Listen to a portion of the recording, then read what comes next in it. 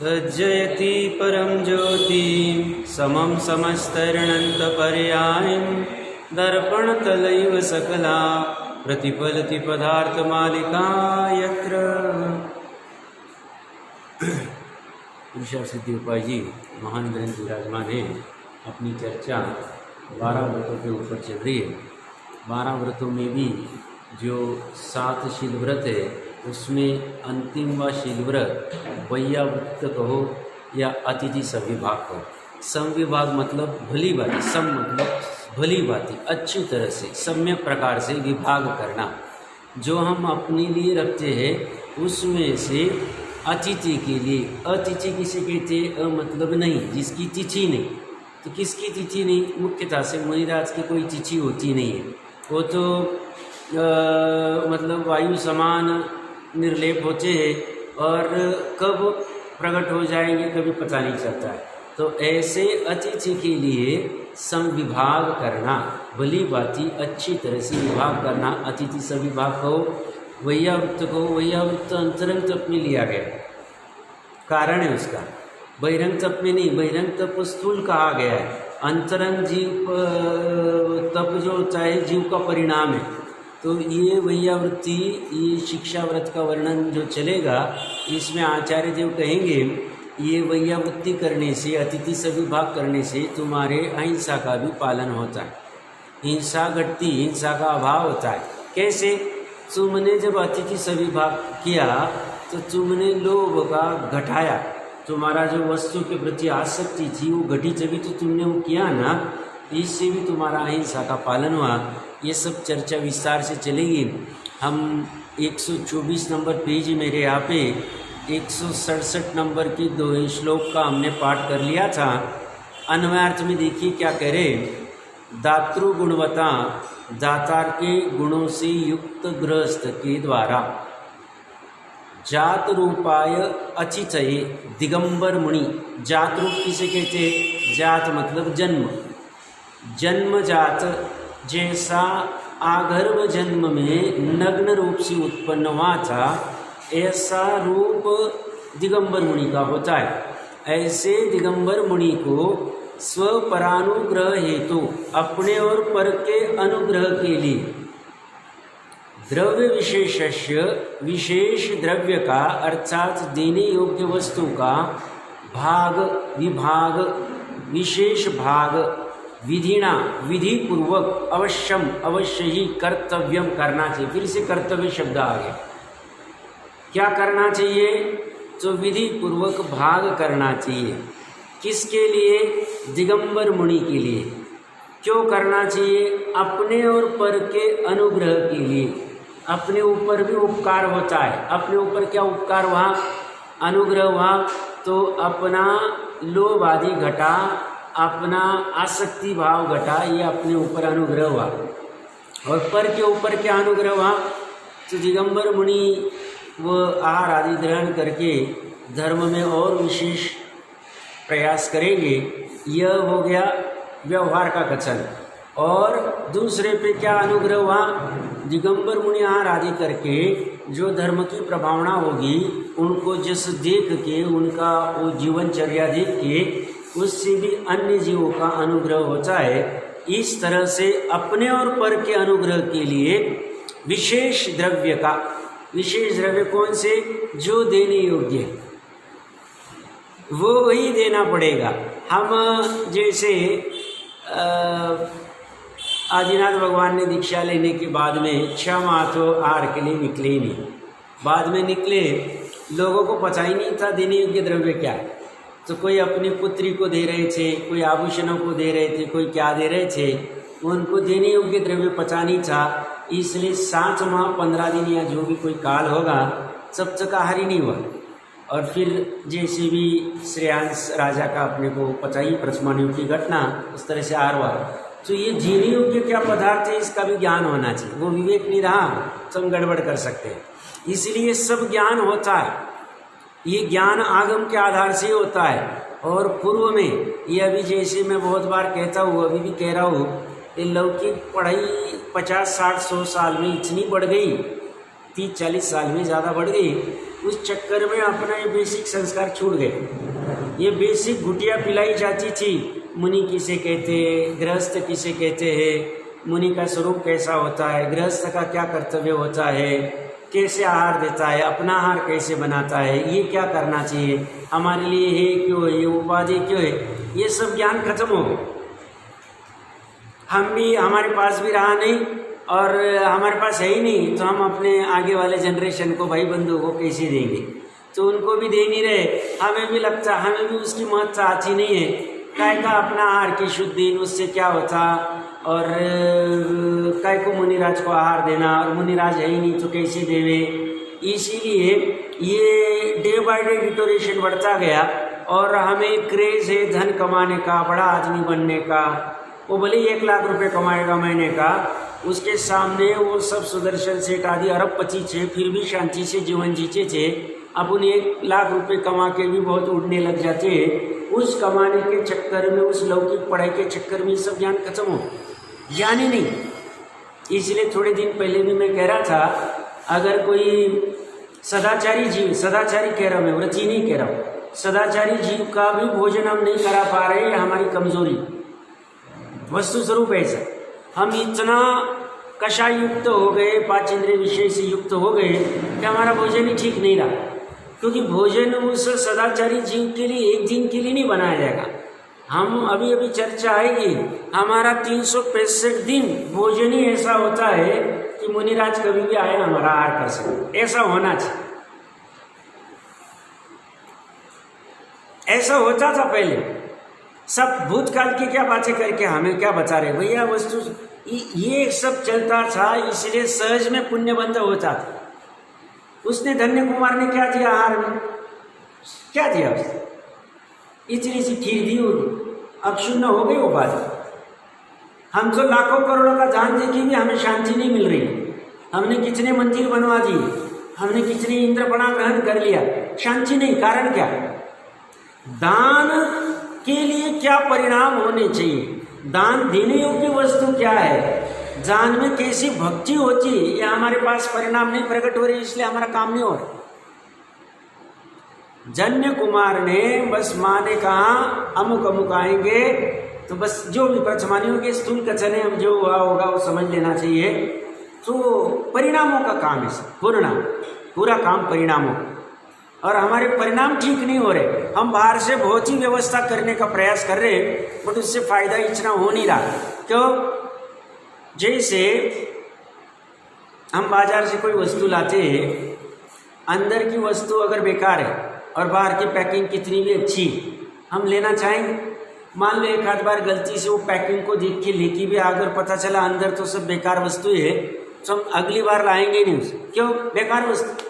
ऐसे हम बाहर से पैकिंग बहुत कर रहे हैं, प्रेजेंटेशन बहुत अच्छा है हमारा, वस्त्र अच्छे पहन लेते, प्रेजेंटेशन डेकोरेशन ये वो सब है, बट अंदर जो काम होना चाहिए वो ठीक से नहीं हो रहा है, इसलिए हमें वैसा फायदा नहीं हो रहा। धर्म का जितना फायदा हमें होना चाहिए, जो हमारा आमूलचूल परिवर्तन होना चाहिए, वो इसलिए नहीं हो पाया।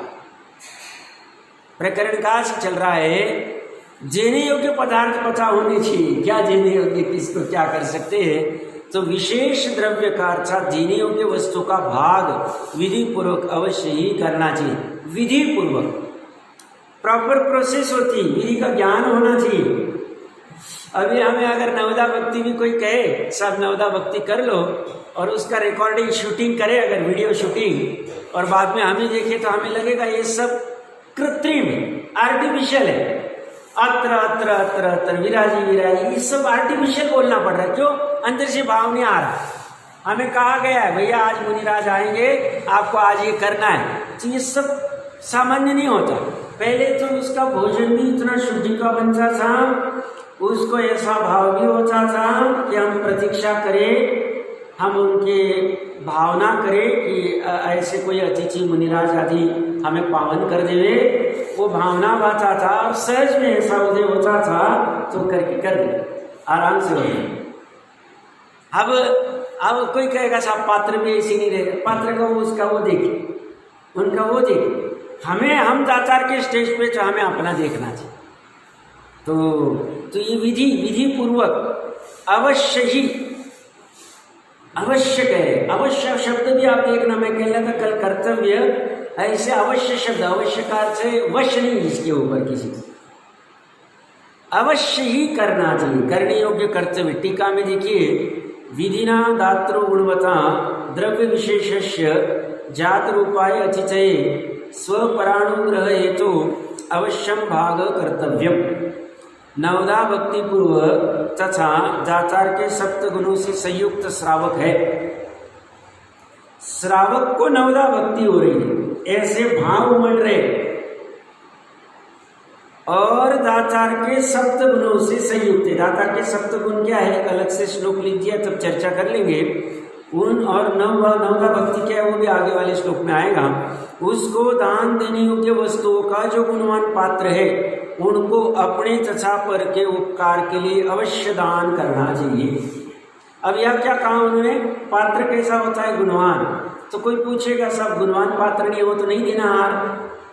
करुणा दान देना अलग बात है, कोई निर्धन व्यक्ति है, कोई 2-3 दिन से भूखा व्यक्ति है, सहज में आहार दे दिया, वस्त्र दे दिए, कुछ दे दिए, जैसी भूमिका होगी वो अलग बात है।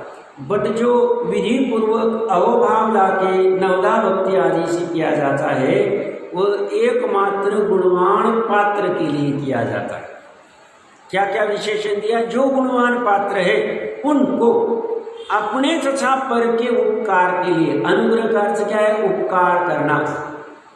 उपकार क्या है, क्या उपकार कर रहे हैं हम, अपने ऊपर क्या उपकार कर रहे हैं आहार दान देके नवदा भक्ति पूर्वक। तो कहते हैं अपने ऊपर ये दान देके अहिंसा का पालन कर रहे, हमारी आसक्ति को घटा रहे, और ये तीर्णी की जहाज है उनको आहार देके हम धन्य हो रहे, धन्य हो रहे। और पर के ऊपर अनुग्रह का मैंने कहा ही था, मुनिराज के जो उनका महाव्रत आदि का पालन करना है, उनका संयम का पालन में सहायभूत होता है, व्यवहार कथन है, अपेक्षा है इसके पीछे। और उनका संयम पलेगा तो जिन शासन की प्रभावना होती रहेगी, तो इसके लिए हम आहार देके पर का भी उपकार करें। पर मतलब जो अन्य अपने साधन बंधु जो धर्म मार्ग में उनको जिनके धर्म में लगेगा उनका भी हम उपकार कर रहे हैं। इस तरह से ये दान देने योग्य वस्तुओं का जो गुणवान पात्र है उनको अपने तथा पर के उपकार के लिए अवश्य दान करना चाहिए, उसमें कोई मीन मेट नहीं निकालना चाहिए। लोग के लिए तो दान करना ही नहीं चाहिए। भावार्थ कह रहे हैं, यहाँ नीचे फुटनोट में जात रूपा का अर्थ लिखा है, जन्म प्रमाण निर्दोष, जैसे रूप में था वैसा, अर्थात नग्न दिगंबर अथवा उत्तम गुणों सहित अतिथि, अतिथि जिसके आगमन की तिथि का नियम न हो, इसलिए इनको अष्टमी चतुर्दशी आदि कुछ भी रहती नहीं। मुनिराज को नियम नहीं, आज अष्टमी तो हम अष्टमी मनाएंगे, अपनी शक्ति प्रमाण कुछ चीज़ों का त्याग करने का प्रयास करेंगे। बट उनके लिए कोई नियम नहीं, क्यों, उनके तो कोई तिथि ही नहीं, उनका तो 24 घंटों 365 दिन धर्ममयी जीवन है। आहार आदि भी वो धर्ममयी, क्यों, क्योंकि 34 अंतराय 32 42 40 दोष आदि टाल के ऊपर आप सब लेते हैं, तो उनका वो धर्म ही उसमें है, व्यवहार धर्म शुभ भावी, बट उसे भी धर्म कहा गया। तो इसलिए उनकी अलौकिक वृत्ति होती है। तो ऐसे मुनिराज के लिए दान देना चाहिए। ये क्या कह रहा था मैं, श्रावक जो न्यायपूर्वक धन उपार्जन करते हैं, बहुत महत्वपूर्ण, न्यायपूर्वक धन उपार्जन करना चाहिए। अब हमारा न्यायपूर्वक धन कितना उपार्जन होता है, तो ये पात्रता है। हमारा अगर अन्याय अनीति से धन उत्पन्न हो रहा है तो ये आहार देने के लिए हम पात्र ही नहीं मुनिराज के लिए। न्यायपूर्वक धन, न्याय किसे कहते हैं, हमारा व्यापार ऐसा हो कि जिससे राजा आके हमारी कोई भी गलती न निकाले, हमें जेल आदि में कुछ भी डाले, तो कह रहे 1 नंबर, कुछ भी प्रॉब्लम। और अभी ऐसे पंचम काल में होना कितना दुर्लभ है। कोई कहेगा साहब अगर ये वर्तमान परिस्थिति को देखें, अमेरिका, ऑस्ट्रेलिया, चाइना, भारत आदि में, तो इससे न्यायपूर्वक विरली जीव करते होंगे, नहीं के बराबर। तो बट भगवान ने तो कहा 21,000 वर्ष तक तो मुनि परंपरा रहेगी, अंत तक रहेगी।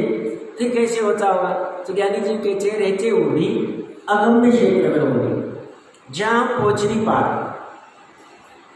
अभी भी भरत क्षेत्र में ही, आर्य क्षेत्र में ही, आर्य क्षेत्र जितना अभी है उतना ही नहीं, ऐसी भी कोई जगह होगी जहाँ पहुँच नहीं पा रहे। होंडावसर्पणी काल की वजह से भरत क्षेत्र में भी ऐसे मुनिराज देखने को नहीं मिल रहे हैं, तो ये आश्चर्य होगी भी तो हम पहुँच नहीं पा रहे। आप कहेंगे ऐसे कैसे होगा साहब, विज्ञान इतना डेवलप हो गया, सब जगह पहुँच गए। गड़बड़, अभी तक चांद के ऊपर पहुँच नहीं पाए। सबको पता है नील आर्मस्ट्रांग और ये चांद पे गए नहीं थे, कई वीडियो शूटिंग करके उन्होंने भेजी थी और उसका सब दर्ज है। भारत भी अभी 70 साल हो गए, कहाँ पहुंचा पाए? सब पाते। ये 200 साल पहले, ये तो भारत पहले से था। ओ वास्को द गामा को 200-300 साल पहले पता चला ये भारत है। उसके पहले क्या भारत था? नहीं, भारत था। अब वो तब पहुंच पाया। अभी 50 साल पहले कौन से ऐसे स्थल है जहाँ पे पहुंच पाए? ऐसे बहुत सारे स्थल जहाँ जा ही नहीं पाते। तो ऐसा कुछ है नहीं कि हम जहाँ पर है उतना ही। अगर हम ऐसा मानते हैं तो हम 363 मत वाले उन लोगों जैसा है जो प्रत्यक्ष प्रमाण को ही मानते हैं। अगर मेरू पर्वत नहीं दिख रहा है तो मानते ही नहीं, पांडव आदि दिखते ही नहीं तो मानते ही नहीं, पुद्गल का परमाणु दिखता नहीं तो मानते ही नहीं। भैया ऐसा नहीं, आगम प्रमाण है। जो आंतरिक दूरवर्ती सूक्ष्म वस्तुएं उनको भी हम मानते हैं। आगम ने कहा है हम मति श्रुत ज्ञान से निर्णय करें तो हमें निर्णय हो सकता। प्रकरण का से चल रहा है तो हमने ऐसा नहीं मानना कि भाई भगवान के शब्द गलत है, 21,000 वर्ष अभी भी हो, बट अगम्य क्षेत्र में हो। डॉक्टर जी साहब ने लिया और वहां पे न्यायपूर्वक व्यापार आदि करने वाले, आजीविका करने वाले, उससे अपना जीवन यापन करने वाले आज भी हो। हम नहीं कर रहे तो क्या बात है, वो तो कर ही गए हो, आराम से कर रहे हो। और इन लोगों का ऐसे न्यायपूर्वक जीवों का विचार करके, जिनागम से जानकर हम भी अपने जीवन में जितना अन्याय का व्यापार है घटाने का प्रयास करना चाहिए, संतोष व्रत धारण करना चाहिए।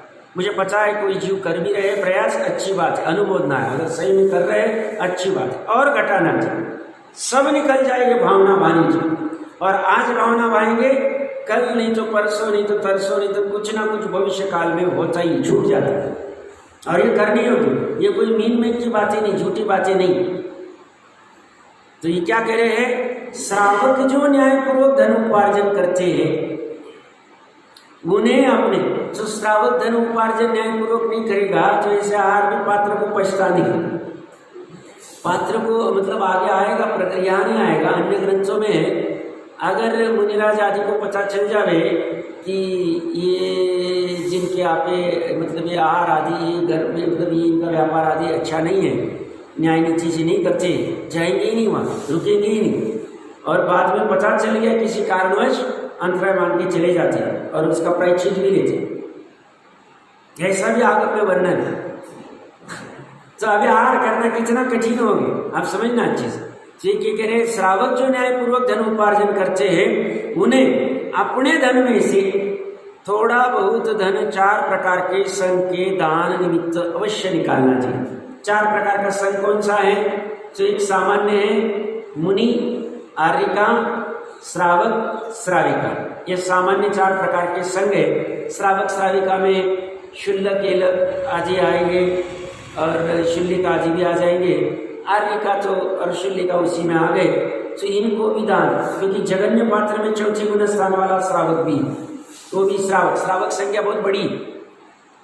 तो ये 4 प्रकार के। और अन्य अपेक्षा से कोई कहे मुनि में भी ऋषि, साधु, यति और ऋषि, साधु, यति और मुनि, ये 4 भी अपेक्षा से संघ बनता है। और भी देख लेना चाहिए, आगम में सब आता है वर्णन। तो ये 4 प्रकार के संघ के दान निमित्त अवश्य निकालना चाहिए, नियमा निकाल लेना चाहिए और उसे उसका विधि पूर्वक दान देना चाहिए। प्रथमानिक जो घटना है ना, गुणवान पात्र को ही देना चाहिए। वो घटना है कई अन्य क्षेत्र से, चातुर्मास अन्य क्षेत्र में था, 4 वृत्तिधारी मुनिराज थे और देखिए श्राविका को आहार के लिए पड़गान नहीं किया, शुद्ध भोजन था, वो दातार भी अच्छे थे, बट उन्हें लगा पता नहीं ये सब तो दिख नहीं रहा है और गुणवान पात्र ही होने चाहिए, या अगर ऐसी कोई हो गए छल युक्त या कोई, तो हमें पता नहीं यथार्थ मुनिराज है क्या, नहीं दान दिया। और बाजू वाले घर पे दान वहाँ जहाँ पे भी वहाँ पंचाक्षरी में, तो वो क्षमा याचना करने के लिए गए। तो मुनिराज कह रहे क्षमा याचना करने की कोई बात ही नहीं, जो भी गृहस्थ श्रावक होता है वो परीक्षा प्रदान होता है, परीक्षा करता है, पात्र की परीक्षा करता है, धर्म के लिए भी गुरु की परीक्षा करता है, देव की परीक्षा करता है, धर्म की परीक्षा करता है। ऐसे ही दान देते वक्त परीक्षा करता है, कहीं भी जैसा नहीं भावता, हमें परीक्षा भी करके आता है, तो उसकी महिमा गाई गई, तो परीक्षा होनी चाहिए, परीक्षा होती। तो या क्या कह रहे हैं, 4 प्रकार के संघ के दान निमित्त अवश्य निकालना चाहिए और उसे उसका विधि पूर्वक दान देना चाहिए। ऐसा करने से उसके धन का सदुपयोग होगा, यथार्थ उपयोग होगा, कर्मों की निर्जरा होगी और चतुर्विध संघ अपने तप की वृद्धि करेंगे। 4 प्रकार का संघ अपने तप में और उज्ज्वलता प्रदान प्राप्त करेंगे और इसके कर्मों की निर्जरा कहिए मुनिराज को आहार देने से, और होता भी ऐसा ही, कर्मों की निर्जरा। ये जितने भी तीर्थंकर के जीव को दीक्षा लेने के बाद पहली बार आहार देते हैं, तदभव मोक्षगामी या दूसरे तीसरे भाव में ही मोक्षगामी होते हैं, तीसरे भाव में इतना विशेष होता है, समझना अच्छे से। तो ये बहुत विशेष कार्य है, तो हमें इसके लिए दान आदि देना चाहिए, धन का सदुपयोग करना चाहिए, धन का सदुपयोग करके भी आना चाहिए, वो चीज़ों को आता नहीं। तो जो भी हो, आए हुए योग्य अभ्यागत को प्रतिदिन भोजन आदि का दान करके पश्चात स्वयं भोजन करे। पहले दान देता है फिर भोजन। इसलिए मुनिराज के आहार की बेला होने के बाद ही गृहस्थ भोजन के लिए बैठता है। ये तो अभी हमारी अक्षाता विद्या का उदय ज़्यादा है, इसलिए आहार संज्ञा ज़्यादा हो गई, इसलिए साहब सुबह सुबह 7 बजे गोली लेनी पड़ती है, उसके साथ दूध लेना पड़ता है सुबह सुबह, इसलिए साहब पहले मैं मंदिर जाके आता हूँ फिर ले लेता हूँ। पहले ऐसा था ही नहीं। चतुर्थ काल में आज भी पुण्य का बड़ा उदय होता है, ये हमारे पाप का उदय, जिसके लिए हमें 5-5 बार दूसना पड़ता है और हमें हर बार देखना पड़ता है, पानी नहीं पिया मैंने आधा घंटा हुआ, ऐसा नहीं कि ये सब आकुलता है, ये दुख है, ये अपना स्वरूप नहीं। अगर ये अपना स्वरूप रहता तो सिद्धों को भी हर आधे घंटे में पानी पीना है, दूध पीना है, एप्पल खाना है, ये सब फालतू के धंधे की चीज। तो हमें अच्छा नहीं मानना चाहिए, हमें खुश नहीं होना चाहिए। देखो हमारे कितना पुण्य का उदय, हमारे घर में एप्पल भी है, दूध भी है, जब चाहे तब खा सकते। खाना हमारा स्वभाव नहीं, अभी भूमि का अनुसार 5 बार नहीं 25 बार खाएंगे, बट श्रद्धान भी रखेंगे। कर क्या रहे हम? प्रकरण कहाँ से चल रहा है? पहले मुनिराज को आहार देगा फिर खाए। अभी तो हमें रहा ही नहीं जाता, हमारे पाप का उदय समझना चाहिए कि हमें सुबह सुबह प्यास लग जाती है, पानी पीना पड़ता है, दूध पीना पड़ता है। सब 11 बजे भोजन करेंगे तब तक कौन रुकेगा? शाम को हमने 5 बजे खाना खाया, एक ही बार आहार चलता है मानवीय क्षेत्र में, एक ही बार। सामान्य कथन कर रहा हूँ, बाकी कोई गर्भवती माताएं बहन होती, बच्चे होते, वो अलग बात है, कभी ले भी ले, तो सामान्य कथन है ऐसा। तो ये कोई शौक की बात, अच्छी बात नहीं। 4-4 बार खाते हैं, सुबह ये करते हैं, और ऊपर से कहता है हम सूर्योदय होने के बाद में 1 घंटे बाद खा ही लेते। 1 घंटे तो खुद भाई क्या बढ़ाई, तुमने तो आहार की बेला जब चली जाती है उसके बाद आहार लेना चाहिए। क्यों करना चाहिए आहार की बेला होने के बाद में? मुनिराज आहार को आए, उनको कैसे पता चलेगा कि मतलब कितने लोगों का आहार हुआ है, कितनों का आहार नहीं हुआ है, घर के कितने सदस्य मोटा मोटा दिख रहे हैं और उसमें से हमें कितना लेना है, कैसे पता चलेगा? वो देख लेते आहार को बराबर से, प्रासुक आदि जो भी उनकी निर्णय करने की प्रक्रिया होती है, तो उसमें वो निर्णय कर लेते आहार कितना, हमें कितना लेना और फिर कहाँ से फिर हमें निकल जाना है। तो ये निर्णय करने के लिए अगर आधे लोगों ने खा लिया आधे नहीं खाया तो उनको तो गड़बड़ हो जाएगा, उनको समझ में नहीं आए। समझे क्या कह रहे? सभी भाग कर रहे हैं, क्योंकि हम उनके आहार होने के बाद में अलग से हमारा वापस आहार बनाएंगे नहीं, हमने अपने लिए जितना आहार बनाया है उसमें से उनको दे दिया। हम मान लो घर में 10, पहले घर में 10, 20, 25 सदस्य रहते, अभी 2 या 3 दिखते, 2-2 रोटी खाते, अब वो मुनि का कैसे आहार करेंगे। तो हमें मुनि के लिए, अगर मुनि आने वाले आज है तो उनके लिए अलग से 4 रोटी बनानी पड़ेगी। तो ये दोषपूर्ण आहार है, दोषपूर्ण उनके निमित्त से बनाए। वो 40 दोष का प्रकरण पढ़ लेंगे हम जब भी अगर कभी दाव लगे उसमें सब है। तो उनके निमित्त से कभी बनाया नहीं जाता। कोई कहेगा साहब उनको कैसे पता चला करके, पहले ऐसा कुछ था, ऐसा फास्ट लाइफ नहीं था, ये हमारे पाप का उदय मानना। भले हम बहुत दम्भ भर रहे, अभी हमें 5-5, 10-10, 25-25 किलोमीटर बाहर जाना पड़ता है सर्विस करने के लिए, व्यापार करने के लिए, या वहाँ दुकान ऊँची। पहले बाजू में दुकान रहती थी, मुनीम करता था, सब घर में आराम से बैठते थे, 11 बजे व्यापार पे जाते थे, 4 बजे आ जाते थे, सब आराम से चलता था। ये हमारे पाप का उदय सुबह 8 बजे चले जाना पड़ता है। तो पहले सब घर में ही सब पता चल जाता था, आराम से निर्णय कर लेते थे, 8 बजे से चले जाते। 100 साल पहले की बात कर रहा हूँ, बहुत ज़्यादा दूर की बात नहीं कर रहा। तो हमने कोई बहुत डेवलपमेंट नहीं की जो हम दम्भ भर रहे कि हम बहुत डेवलपमेंट, हमने आजोगति की, हमने पाप बढ़ाया। पाप बढ़ाना ये दुख का कारण है, और दुख हमें अच्छा नहीं लगता है तो उसको वैसा मानना चाहिए। हम जितना छूट पाए वाले बात क्या करते थे, ये अभ्यागत को प्रतिदिन भोजन आदि का दान करने के पश्चात, पहले की ऐसी व्यवस्था थी। मैं बहुत मतलब उसके फेवर में हूँ, अगेंस्ट में ऐसे नहीं। माताएं बहनें सबका भोजन होने के बाद कर लेती थी, अब ऐसा कुछ नहीं। अब तो घर की बहुएं रहो, माताएं रहो, बहनें रहो, पहले खा लेती, आने वाले आए नहीं आने वाले हमें क्या करें, व्यवस्था थी। पुरुष प्रधान संस्कृति की बात नहीं कर रहा हूँ, सामान्य व्यवस्था चलती थी। अब कोई किसी के प्रति कोई अवभक्ति भावना विनय कुछ भी नहीं रहा है, सब टूटता जा रहा है। और ये टूटेगा ही प्रकरण अनुसार, भूमिका अनुसार, बट होता सा ऐसे। अभी तो एक ही डाइनिंग के ऊपर ससुर भी बैठ जाते, वो भी बैठ जाती, कुछ भी हो जाते, कैसे भी कपड़े पहन लेते, कैसे भी खाते, कुछ भी करते, कुछ भी होते।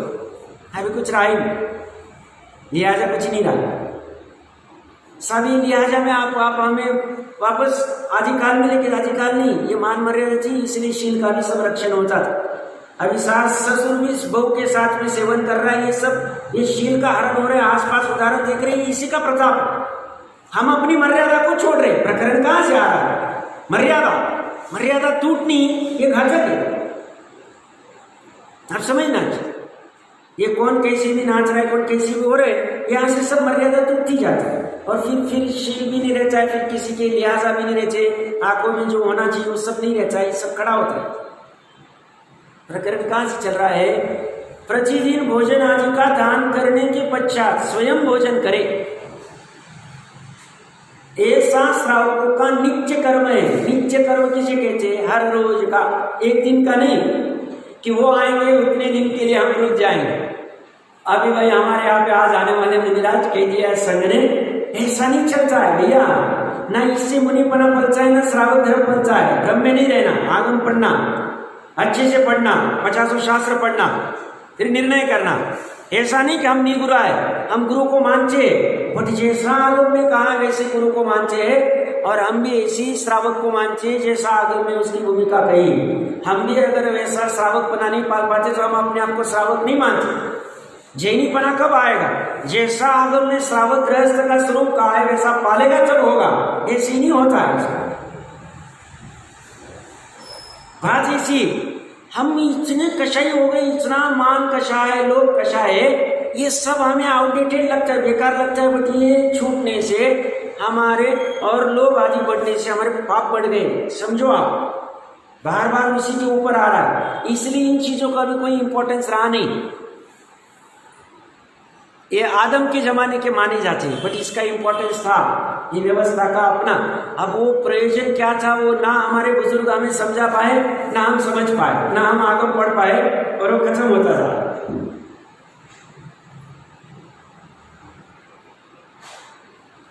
तो ये श्रावकों का ही नित्य कर्म है, करने योग्य कर्म है, एक दिन का नहीं। उसे अतिथि सविभाग कहते हैं। उसमें जैसी विधि हो, जैसा दाता हो, जैसी वस्तु का दान करे, तथा जैसा पात्र हो वैसा ही फल प्राप्त होता है। फल भी ऐसे ही मिले।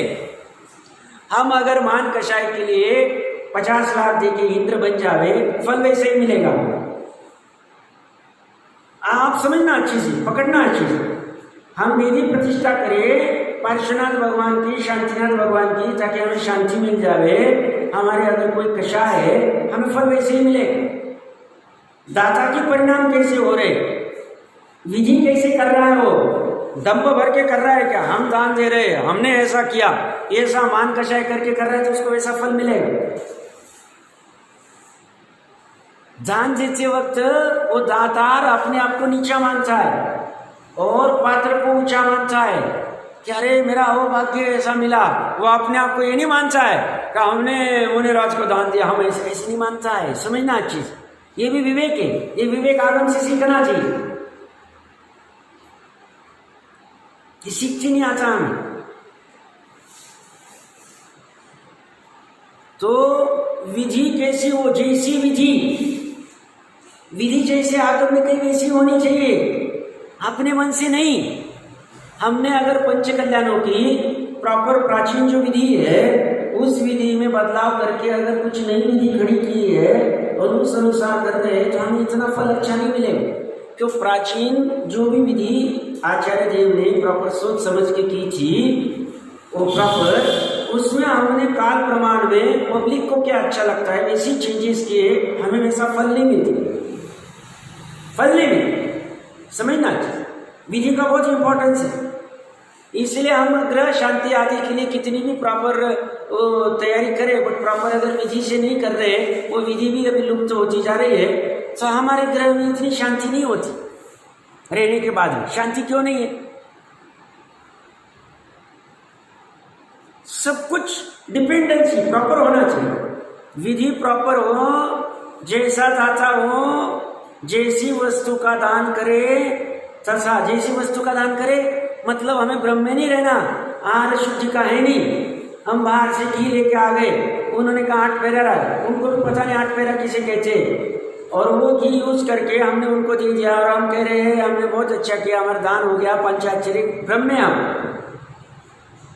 वस्तु अगर बेकार वाली चीज थी, हमने छल किया, हमने अच्छे से ज्ञान नहीं किया, 8 पैरा किसे कहते हैं, वो घी कैसा होता है, वो बाहर में बन सकता है क्या, बाहर की भक्ष्य वस्तु हो सकती है, हमने ज्ञान नहीं किया, भौकता में कर दिया, हमें वैसा फल मिलेगा नहीं जैसा मिलना चाहिए। समझ में आ रहा है क्या कह रहे हैं? समझो आप, उस शब्द में भाव भरे हुए। जैन धर्म ये टाइम पास वाला धर्म नहीं, महान धर्म है, महान धर्म। मैं डंके की चोट कह सकता हूं अपनी युक्ति के आलम्बन से। हम समझ नहीं पा रहे हो, हमारी कमजोरी है, धर्म की कमजोरी नहीं। धर्म तो 5वें काल के अंत तक रहेगा। वस्तु का दान कैसे कर रहे हैं हम? उनको आगम कह रहा है टमाटर भैया सब प्रतिष्ठित है, भिंडी सब प्रतिष्ठित, उनको टमाटर की सब्जी ग्रेवी डाल के दे रहे हो। अब वो भी बेचारे शोध नहीं रहे, हम भी शोध नहीं रहे, चलती जा रहा है। और कह रहे 16 का भोजन बनाए। कैसे 16 भोजन भैया तुम्हारा बनेगा भोजन? तो परिणामों का फल मिलेगा। हम भले ही बोलते साहब 4 महीने में 10 बार हमारे यहाँ पे भोजन हुआ। भैया कैसे भोजन किया तुमने? तुम्हारे दातार के तुम्हारे पास गुण है, तुम्हारे पास वैसी वस्तु दान दे रहे हो, तुम 365 दिन बनाते हो, सब चीजें आएंगी, सब चीजें आएंगी। इसलिए 31वां श्लोक आगम की आमनाय को ऊर्ध्व रख के आगम परंपरा चली, अपनी परंपरा कुछ नहीं चलेगी। हम छतमस्त है, हमारे में कोई ज्ञान नहीं। सर्वज्ञ और उनकी परंपरा से जो आगम में आया वही ऊर्ध्व है। अपेक्षा समझ के अच्छे से भली बात ही।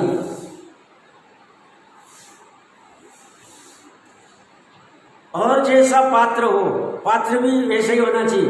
पात्र अगर सम्यक नहीं है, अगर पात्र कुलिंगी या अलिंगी है, तो उसको दान दे के हमें नहीं समझना चाहिए हमें बहुत भोग भूमि में चले जाएंगे, रामदेव में चले जाएंगे, भ्रम में। हमें साक्षात दिख रहा है पात्र में पात्रता नहीं। पात्र इतने सारे दोष लगा रहे। आगम की वचन हमने सुने हुए राज जी, फिर भी हम भावुकता में कर रहे हैं तो हमें वैसा फल प्राप्त नहीं होता। और आगे भी कहेंगे चर्चा, ऐसी नहीं कि आप नहीं कह रहे। तो जैसी विधि हो, जैसा दाता हो, जैसी थोड़ा करो, ठीक से करो। ज्यादा शास्त्र स्वाध्याय करके पांडित्य की जरूरत नहीं है। थोड़ा पढ़ो, समझ पूर्वक पढ़ो और काम कर जाओ। काम एक ही करना है, अपने आत्मा की अनुभूति करनी है और कुछ भी दूसरा काम नहीं करना। अपनी आत्मा की श्रद्धा, ज्ञान, लीनता, बस और दूसरा कोई काम ही नहीं। बाकी के सब काम उसके लिए किए जा रहे हैं। वो एक चीज के लिए ये दान व्रत शिव तप सब किए जाएंगे, बाकी और दूसरा कोई उद्देश्य नहीं। तो ज्यादा दान नहीं दिया चलेगा, अच्छा मैं ऐसा नहीं कह रहा हूं, बट ठीक से भली बाती अच्छे भाव से, अच्छी विधि से, अच्छी मतलब जैसी आगम में आई है, अच्छे मतलब जो योग्य वस्तु है उसी का दान आदि देना चाहिए। पात्र आदि भी देखना चाहिए, पात्र भी देखना चाहिए। पात्र भी देखते नहीं, देख लेना चाहिए क्या होता है। हम भावुकता में विद्वानों को मोबाइल आदि भी गिफ्ट करते हैं, हम वस्तु क्या दे रहे हमें नहीं समझ रहा। वो मोबाइल में वो बेचारा यूट्यूब इधर उधर कुछ भी देखेगा, कोई भी साइट चला जाएगा, उसमें सब परिणाम बिगड़ते रहेंगे। क्या देना चाहिए, क्या नहीं देना चाहिए भी समझता नहीं। उसके जीवन आवश्यक क्या चीजें होनी चाहिए, क्या नहीं होनी चाहिए, भान ही नहीं हमें। वस्तु देने योग्य क्या होनी चाहिए। 50,000 का मोबाइल दे दिया सब विद्वान अब विद्वान क्या करेगा उसका यूज? उससे पुण्य होने वाला है, मोबाइल से होगा तो फिर आना चाहिए। दान व्रत चिल तप और मोबाइल को देखना, ये पुण्य के कारण है, ऐसा आना चाहिए आगे, या धर्म के कारण होना चाहिए। धर्म का कारण तो अनंत गुणों के स्वरूप त्रिकाली आत्मा का आलम्बन नहीं कि धर्म का कारण का, और दूसरा तो यही नहीं। निश्चय धर्म की बात कर रहा हूँ।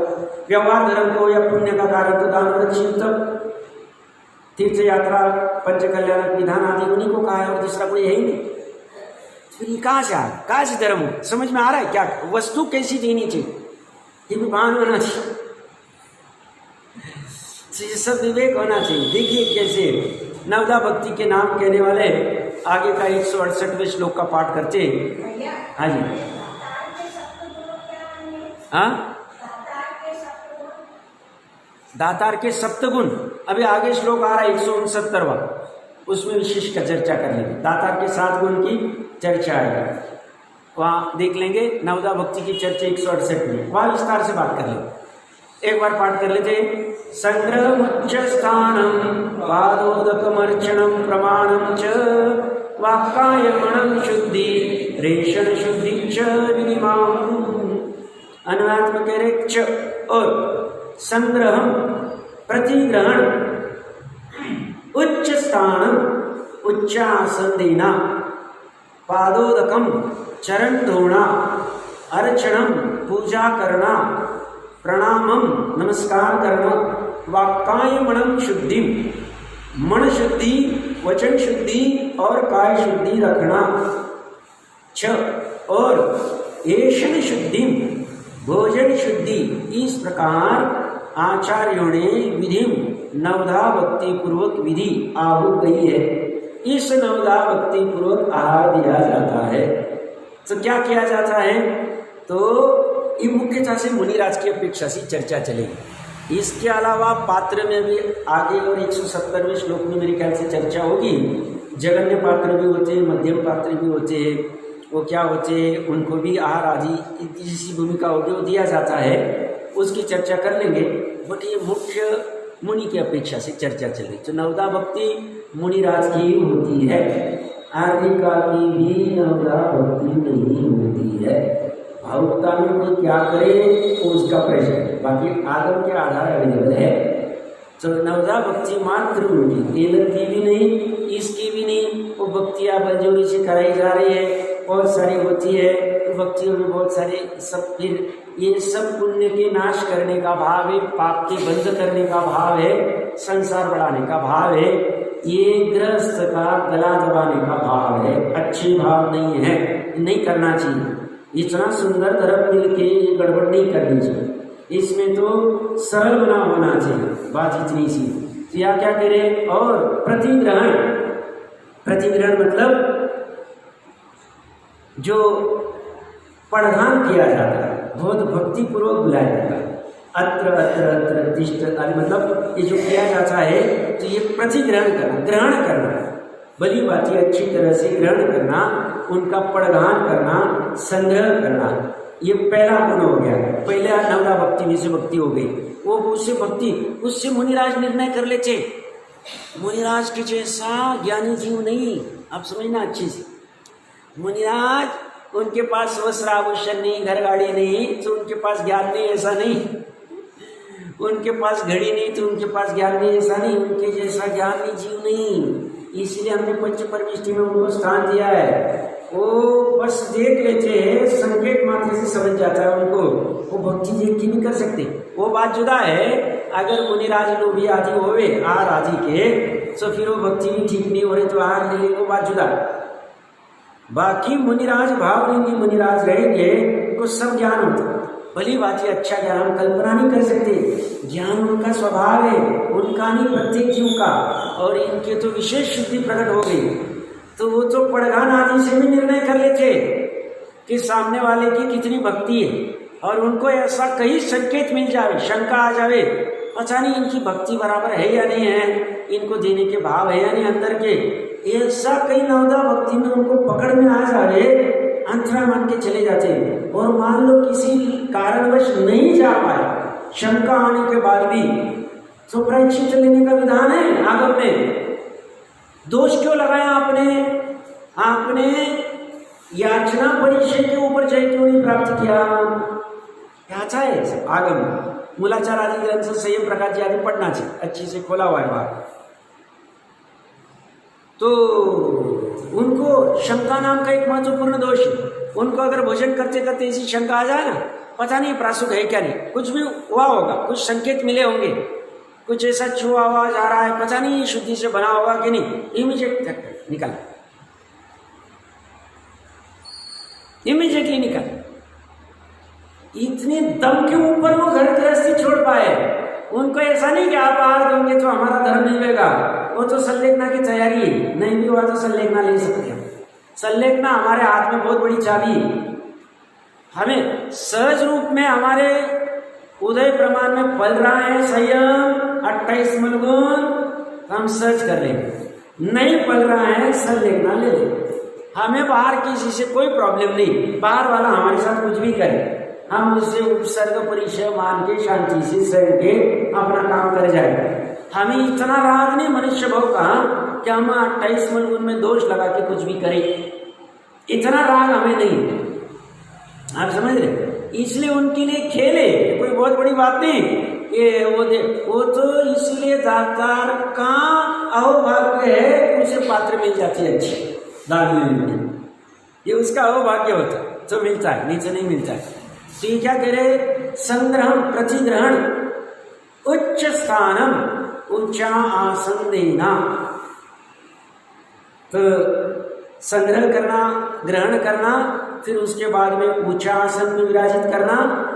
पादोदकम, चरण धोना, उनके चरण धोना ये भक्ति का प्रतीक है। वो धुलाना नहीं चाहते। हमें कितनी भक्ति कि आपकी चरण रज भी हमें प्राप्त हो जाए, हमारे महाभाग्य। तो चरण धोना, अर्चनम, पूजा करना, उनकी यथायोग्य आड़ द्रव्य आदि से जितनी भी द्रव्य हो, द्रव्य की अटक नहीं होती, सहज में जितने प्रासुक द्रव्य हो गए ऐसे भी आगम प्रमाण मिले। नहीं तो कोई सब आठ द्रव्य मतलब उनके लिए हर रोज बनाने पड़ेंगे 365 दिन। फिर वो देख लेना चाहिए कैसे। सहज में तो वैसे जैनियों के बनती, क्योंकि वो देव पूजा करता है तो 8 द्रव्य बन सकते, कोई बाधा नहीं होती। 1 द्रव्य, 2 द्रव्य, 3 द्रव्य, 4 द्रव्य जैसे जितने सहज में हो जाते, सहजता होती। ये तो मेन परिणामों की भक्ति मेन है। यहाँ बाहर का मटेरियल दिखाना, क्वालिटी दिखाना, क्वांटिटी दिखाना, ये कोई मतलब नहीं, परिणाम होने से। तो यहाँ पे पूजा करना, भाव पूजा, द्रव्य पूजा दोनों करेगा। नमस्कार करना, 3 आवर्त आदि जैसे भी वो प्रदक्षिणा आदि जो भी है वो पूरा प्रकरण करेगा। मन शुद्धि, उसका मन शुद्ध होना चाहिए, कहता भी है और अंदर भी, ऐसा नहीं बाहर में कहेगा और अंदर में पचा है, ऐसा नहीं होता। मन शुद्ध, वचन शुद्धि, काय शुद्धि, काय शुद्धि भी महत्वपूर्ण है। नींद में से। अभी साहब आज संडे है, 10 बजे उठेगा और मुनि राजा आ जाएंगे, कैसे काय शुद्धि नहीं कैसे देगा। इसीलिए जैनी कभी भी 10-11 बजे उठता नहीं नींद से। वो सूर्योदय के पहले उठ के उसके लिए 365 दिन समान ग्रस्त, वो उसका बहुत बड़ा टारगेट लेके चल रहा है। वो इस मनुष्य को कोई एंड नहीं मान रहा है कि साहब भाई उतने मजे भोग लो, पुण्य का उदय तो 11 बजे में उठे तो चलेगा, कुछ भी किया तो चलेगा, कभी भी खाया तो चलेगा, कभी भी कुछ किया तो, ऐसा नहीं करता है। उसका जीवन एक उद्देश्य, कुछ भी करके अनंत गुणों के स्वरूप त्रिकाली आत्मा का श्रद्धान ज्ञान चारित्र लीनता करने के लिए मनुष्य को मिला है, तो वो निद्रा भी जितनी आवश्यक है 5-6 घंटे लेके खत्म कर देते और अपना मेन काम के लिए लगता है। उसका टारगेट बहुत बड़ा है, छोटा टारगेट नहीं है उसका। आप समझना अच्छे से, ठीक है ना। तो ये काय शुद्धि रखना और ये काय शुद्धि मैंने इसलिए विशेष कहा, वहाँ पे सुबह सुबह वहाँ तो 3 बार आहार के लिए आती थी श्वेतांबर, ये साध्विया जी और मुनिराज आदि आते थे, जिनको कहते मुनिराज साध्विया। तो हमारे घर पे भी आते थे, तो सुबह 7:30-8 बजे आ जाते थे। माता बहनों का नहाना धोना कुछ नहीं होता, बड़ी विडम्बना है। नहा धो के चौके में एंट्री होनी चाहिए, ऐसे आ जाती थी, ऐसे हाथ दे देती ले लेती थी, कुछ नहीं रहती। अब रात में स्त्री सेवन पुरुष सेवन भी जो आ होगा, ये सब नहीं चलता है। शुद्धि मतलब शुद्धि पाली जाती है। ये 8 प्रकार की शुद्धि अनादि से चल रही, सदा सुधा जी का पढ़ना चाहिए। अब ये हमारा भी कुछ नहीं है, अभी हमारे भी दिगंबरों में भी अगर ऐसा नहीं है तो गड़बड़े। शुद्धि बेसिक है, ये व्यवहार धर्म है, पाला जाना चाहिए। तो ऐसे आ जाती थी, 7:30 बजे नाश्ते को लेने को आ जाते थे। अब बच्चों को स्कूल भेजने बजने कब नहाएंगे, और तो स्कूल जाना 7:30 को, तो 7 बजे उठेंगे, फिर कब नहाएंगे, फटाफट करके भेजो उसको डब्बा करके, भैया बाहर पोहे ले लेना, कचौरी ले लेना, जाओ तुम। ऐसे कभी जैनी नहीं करता है, कभी नहीं करता है। ये सब उल्टा काम चल रहा है हमारा, इसलिए धर्म ग्रहण नहीं हो रहा है, हमें प्राप्त नहीं हो रहा है, हमारा नुकसान हो रहा है। धर्म आत्मा का स्वभाव है, वस्तु का स्वभाव है, हमें प्राप्त नहीं हो रहा है, ये नुकसान है। हम बस दुख हो रहा है, ये काम हमारा काम हो गया, ये फल मिल रहा है हमें। तो ये अंग्रेजों ने कोई तीर नहीं लगाया हमें, टाई और सूट बूट पहना के हमारे स्कूल और 5-5 लाख रुपए की फी बना के उन्होंने हमें डुबाया, आकुलित किया है, दुखी किया है। वो तो निमित्त है हमारे कर्म का उदय। तो ये बहुत अच्छा मानने योग्य नहीं। समझ में आ रहा है क्या कह रहा हूं।